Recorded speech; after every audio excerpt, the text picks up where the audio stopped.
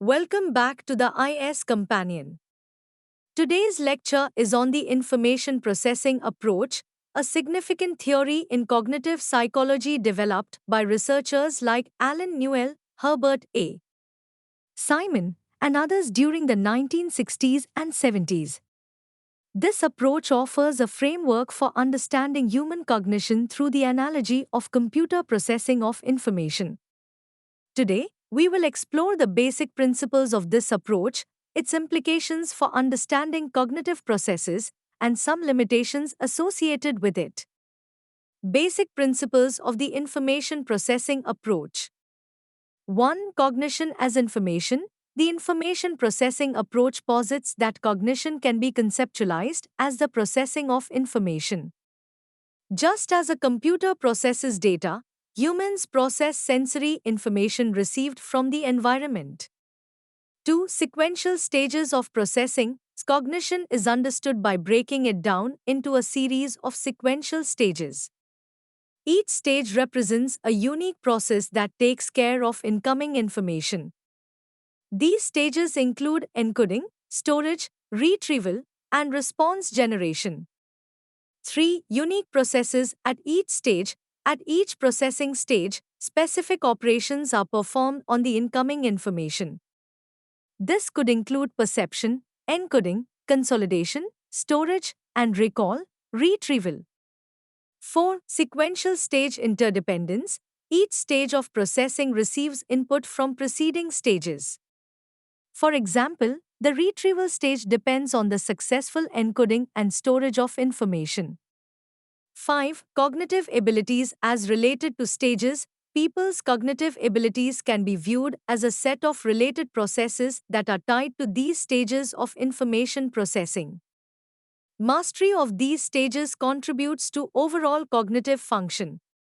6. Symbol manipulation. Humans, like computers, can be considered general-purpose symbol manipulators. This means we can perform complex cognitive tasks by applying mental operations to symbols or concepts in our mind. 7. Neurological representation. The processes of information are not directly represented in the brain as simple data points. Instead, they are transformed into neurological structures that allow for meaningful internal representations of information. 8. Internal representation of information. Internal representations are how information is understood and processed within the brain. These representations allow individuals to make sense of the world around them and respond appropriately. Limitations of the information processing approach.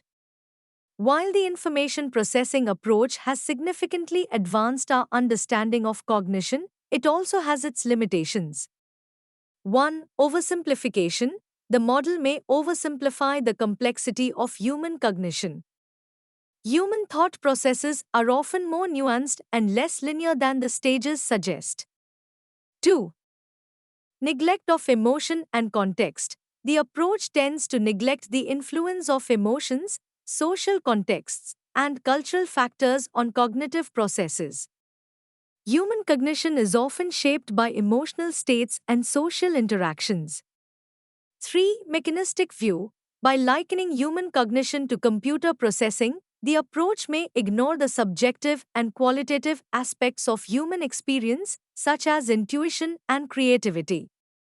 4. Limited practical applications. While the approach offers a theoretical framework, its practical applications in real-world situations can be limited, especially in understanding complex behaviors that cannot be easily categorized into stages. Additional concepts related to the information processing approach.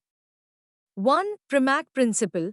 The Premack principle posits that more probable behaviors can reinforce less probable behaviors. For example, a child may be allowed to play video games, a preferred activity, after completing homework, a less preferred activity. This principle underscores the significance of motivation in learning and behavior modification. 2. Learned helplessness. This concept refers to a psychological condition in which an individual learns to believe they have no control over their situation, often as a result of repeated exposure to negative outcomes. In the context of the information processing approach, learned helplessness may illustrate how cognitive processing can lead to passive responses when individuals perceive their actions as ineffective. Conclusion: the information processing approach has provided valuable insights into the nature of human cognition by comparing it to the mechanisms of computer processing. By breaking down cognitive processes into stages, we can better understand how we acquire, process, and utilize information. However, it is essential to recognize the limitations of this model, particularly its tendency to oversimplify the complexities of human thought and behavior. Understanding cognitive processes through this lens allows us to explore further the nuances of learning, memory, and decision making, paving the way for advancements in educational strategies, cognitive therapies, and artificial intelligence systems. Thank you for your attention. Follow us on YouTube, www.youtube.com/iscompanion.